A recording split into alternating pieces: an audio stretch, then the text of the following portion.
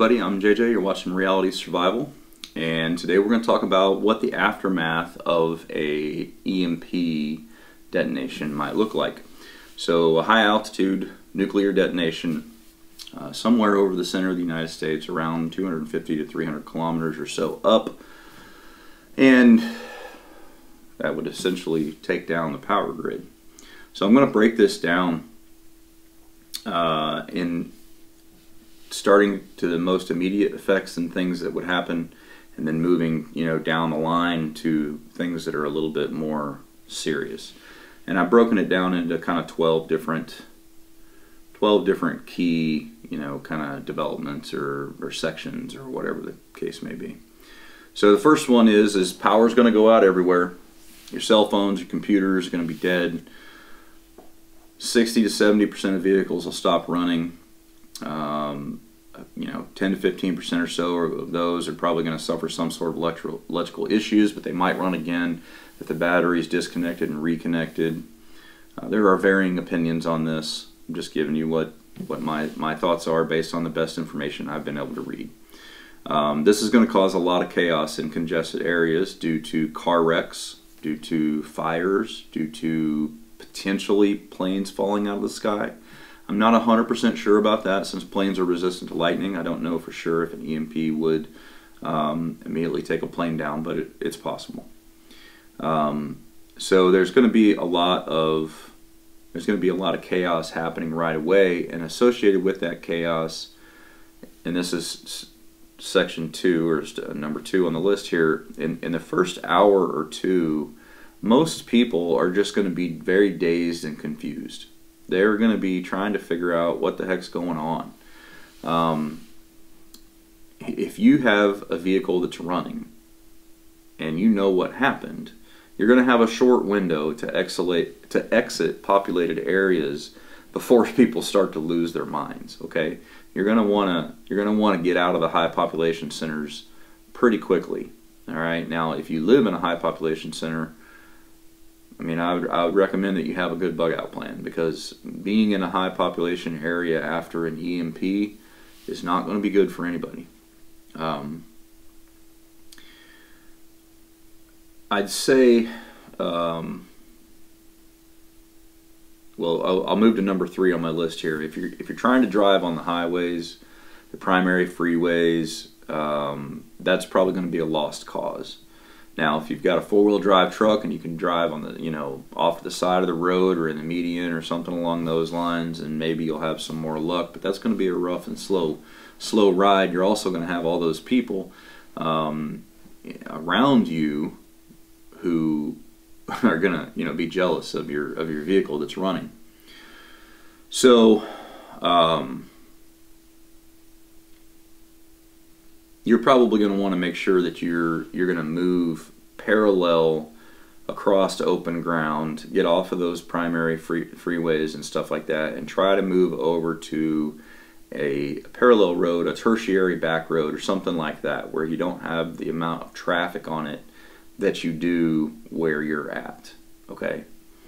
It is going to be pretty much immediate gridlock.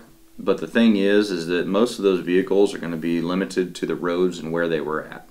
Some of them may go a little off, here and there, or whatever the case may be. But for the most part, they're going to pretty much be where they were. And so that means that you have an opportunity to use, the medians, the side of the road, and what are those? The roads, the outer roads that run parallel to a lot of freeways and stuff like that. You're going to want to be able to get to those if you can.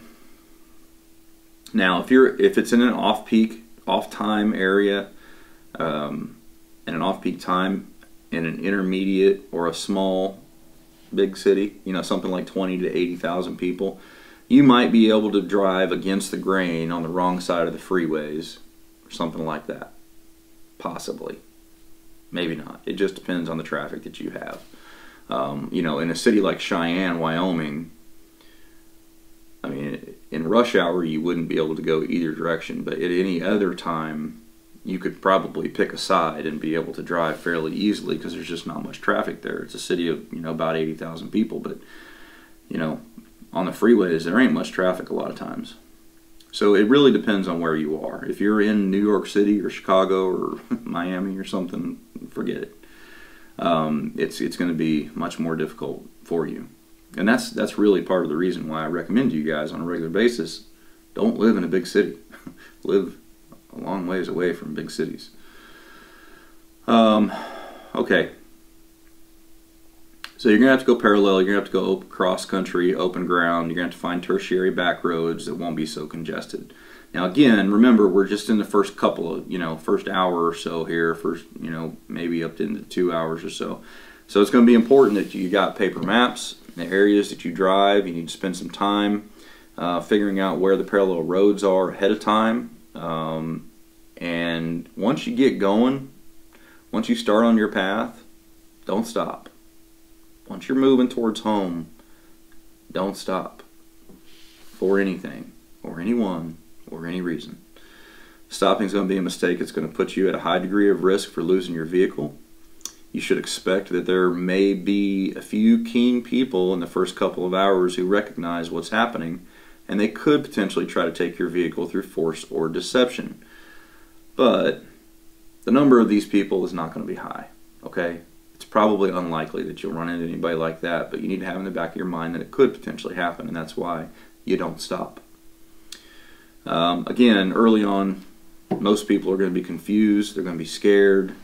Anger and frustration will happen at a wider scale a little bit later on. Your window to get home will close pretty quickly, but if you act fast and your vehicle is intact and running, you'll be way more better off than everybody else. Okay, that's a good thing. All right, number 4 here, I'd suggest that, or my guess is that about 3 to 6 hours after the power goes out, people are going to finally start to realize what's happened, and they're going to begin to move towards their home on foot. They're going to start banning their vehicles and all that kind of stuff. The reason I say at that 3 to 6 hour point is in the times when I've had to travel a lot and I've had to wait at the airports, it usually takes people about 3 to 6 hours from delayed planes, like when you're stuck on a plane and all that kind of stuff, before people start to get unruly. Now, without power at all, maybe that timeline will move up a little, but most people, they have normalcy bias and they tell themselves it's going to be okay, everything will be all right. It's just a regional, it's just a, just a power outage, they're going to get it fixed. They'll rationalize everything themselves for quite a while. Some people continue doing it for weeks. Other people will be a little bit faster, but I think you've got about 3 to 6 hours or so before people start to wise up, as it were. And at this point, when people start walking home, they start moving home, they're angry, this is where things can get pretty ugly pretty quick. There's the old saying that a person is smart, but people are stupid, and that definitely applies in this kind of situation. You want to do everything you can to avoid large groups of people, even if they appear to be peaceful at the moment. That's key, because the rage of a crowd can change on a dime. If you see large crowds starting to form up, you need to go the other direction. All right, don't go around them. There is not safety in numbers in this situation. Okay. Number 5 on the list here is, by 12 hours or so in, especially in the big cities, I think you're going to start to see large-scale riots, looting. The only thing that may hold off some of this is if it happens in the middle of a winter and it's extremely cold.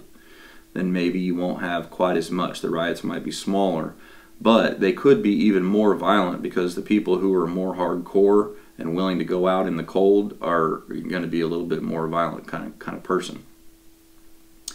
You probably have a higher percentage of psychopaths in this group. So you really want to avoid that. You definitely don't want to be in the city when these riots start up. Now, maybe it's 12 hours, maybe it's some other number, I don't know. But when you start to see that wide-scale looting, you definitely need to be long gone. All right, number 6. So by 24 hours in, you're likely going to start to see military deployments to guard critical infrastructure and survey damage. It's possible that martial law might be attempted to be instituted, and I say attempted. They may say it, But we don't have enough troops to declare martial law everywhere. But in the real big high population center areas, I would imagine they would try to institute it. They're not going to be able to actually do it, but they will try probably. And I've got a video talking about that. We just don't have the manpower to be able to institute nationwide martial law. It's a fantasy. But here's the thing. No one's going to be able to communicate very well at all. And so this process may take a little longer. But either way, the military they don't have enough troops to maintain any semblance of martial law, like I said, nationwide. So, and also the other thing to consider here is a lot of the military fleet, our fleet of vehicles and stuff, is not EMP hardened. There are some that are, but we use an awful lot of civilian vehicles nowadays. So those are going to be in disarray as well. So the military and everybody they're not going to be able to have this just organized, immediate response. It's going to take some time, but I do think that you'll start to see some presence somewhere around the 24-hour point, and it'll be at the critical infrastructure points only. That'll be the key thing. Let's see here. Number 7, by 48 hours in, you're probably going to have some widespread looting and civil unrest. This will be probably ubiquitous across the nation in large city centers. Gangs will begin to form up around charismatic leaders, and that's not going to be any fun. Number 8, from probably day 3 to about day 30, people will begin to panic on a wide scale. Nobody will be safe in city centers. No one will be in control. The government will have probably dissolved. Murder, rape, and kidnapping will be rampant. And it will be, at that point, a pretty true Mad Max type environment. People in the country will be safer. But after day 3 or so, I mean, you need to be on high alert all the time. But by day 3, you need to have your security plan squarely in place. Because the gangs are going to start to push out from the city centers and all that kind of stuff to find resources and all that kind of thing. So you're probably going to have some time. Like I said, your security posture should be high immediately if an EMP happens, but you need to have a pretty robust security plan in mind for those people that live out in rural areas after the first couple of days or so. Day 2, day 3 time frame. Number 9, after the first month, in more rural areas and smaller cities and rural areas of the most of the bad guys will probably have been killed off. So in the smaller cities and the rural areas, after about a month or so, I think that you'll start to see less of the craziness. It'll start to probably subside, and the reason is because those bad guys, those gang people, those whatever, the brigands, their drive for more power, more resources, and all those kinds of things, and the rush that they get from committing violence and all that, is going to pull them into more and more engagements with people. And the more that they do that, the higher likelihood, the higher probability it is that they'll get killed.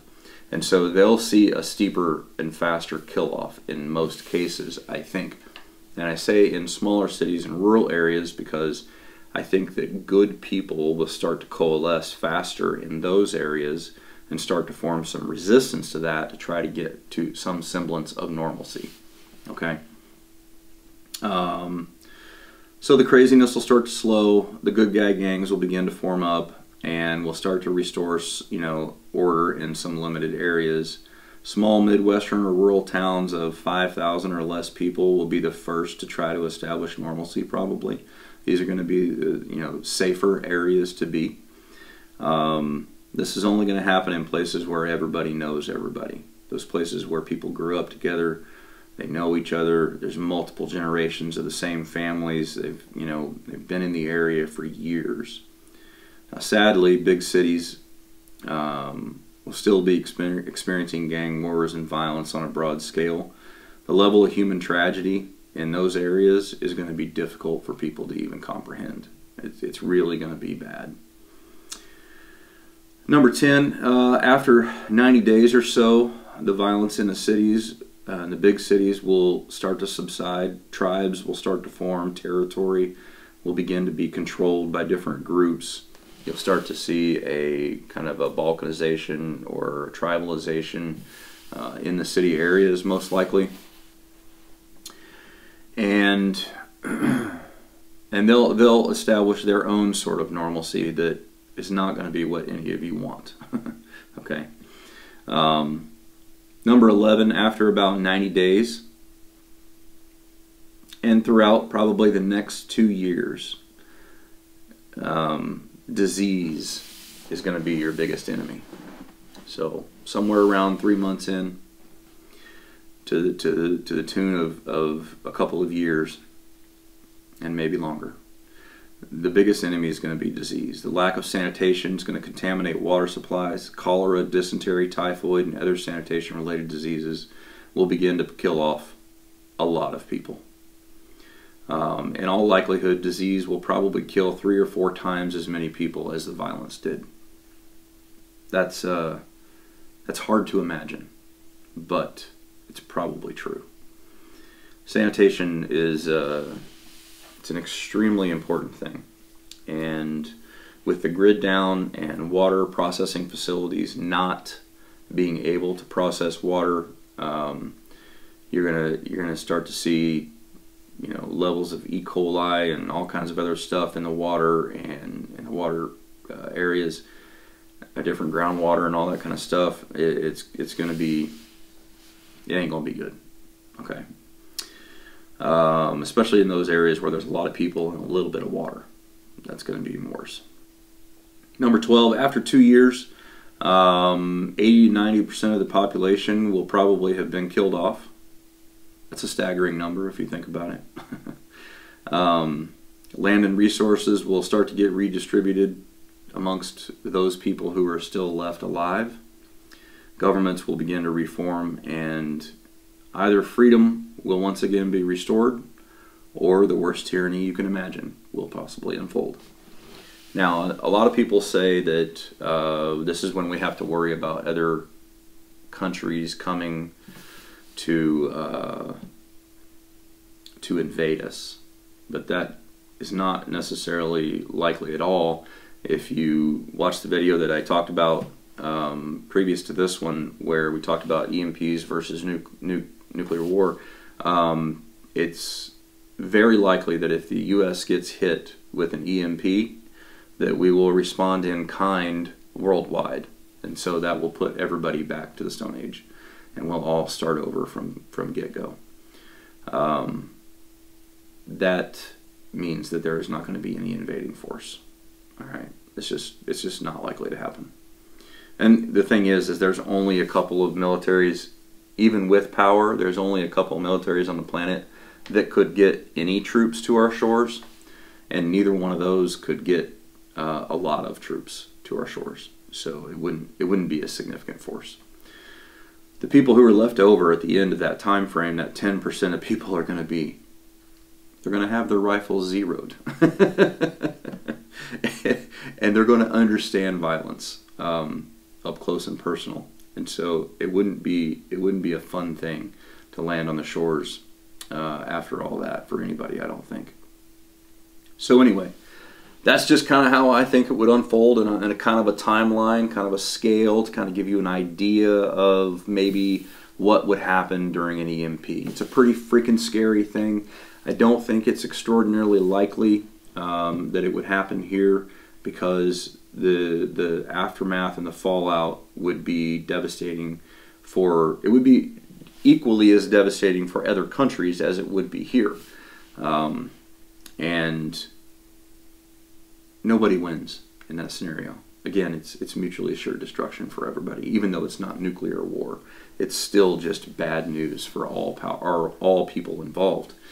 So I don't think it's super likely. But if you want to do something to get ready for it, if you feel like you're like, hey, I really think that you're wrong, and I think that there is a bigger possibility, a bigger chance that there's going to be an EMP, and you want to do something to try to get prepared for it, number one, go to AmericanPreppingAcademy.com. Look through all the disaster preparedness lessons.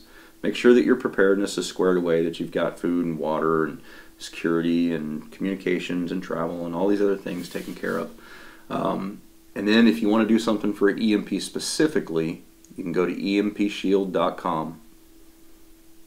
Get an EMP shield for your vehicle, for your wife's vehicle, for your house, for your ATVs or UTVs, for your tractors. And that way those things will run, they'll work if an EMP happens to go off.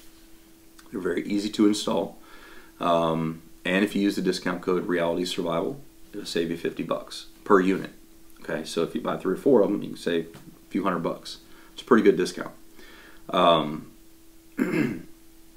Or you can not do it, and maybe your vehicle won't run, and maybe you will be stuck in the middle of that chaos and with all those people if you happen to work in a city center or something like that. I got one on my truck. I got one on my son's truck. I'm going to put one on my wife's car. I mean, we're going to, you know, I think that they make sense, you know. So it's a small investment to have just a reassured peace of mind that I can at least have a chance of getting home if something happens while I'm away, because that's where all my stuff is, that's where my family is, and to me that's the most important thing. If some craziness happens, I want to have reliable transportation. So anyhow, that's my take on it. What do you guys think? Maybe I'm wrong. Maybe I don't have this right, and if that's the case, you can try to tell me that in the description below. Or let me know how you think it'll break down. Give me your kind of breakdown on how you think it'll go. I'd love to see that in the comments. If you guys haven't signed up on Substack, please do that. Subscribe to the channel here. Then go to realitysurvival.substack.com. It's a free email sign-up list, and basically every time I put out a video, I'll be able to give you guys an email and let you know, hey, here's a video I just did, because YouTube doesn't do a great job of notifying people, and they unsubscribe people and stuff all the time. And so this way I can just relay back and forth to you guys. There is some paid options if you want to support the channel. We're going to do some video, only content over there as well. That is probably going to start with some basic survival stuff. I'm going to go back and I think redo some of the content that I did earlier here on YouTube when I didn't really know how to film, and it's just the sound was bad, and the videography sucked and all that. And we'll go over some of the basics of wilderness survival. And as a former SEER instructor, that was sort of my specialty. I did that for 4 years at Fairchild Air Force Base, and so I thought maybe I'd try to pass along some of that stuff. But that'll be for members only. That'll be for the people who decide to do the pay memberships and stuff. And if you're not into that, you just want to support the channel, that'd be cool too. Anyhow, that's pretty much it for me. I've got a list full of affiliates down in the description below. You can check them out. All the affiliates that I use, well, a lot of them have discount codes, so check those out. But all of them are things or companies that I think are useful products for preppers. Okay, so take a look. Maybe it's something that I can save you some money or something if you use those discount codes. All right, that's it for now. Don't forget to live 6 P's. Proper prior preparation prevents poor performance. Stay safe, guys.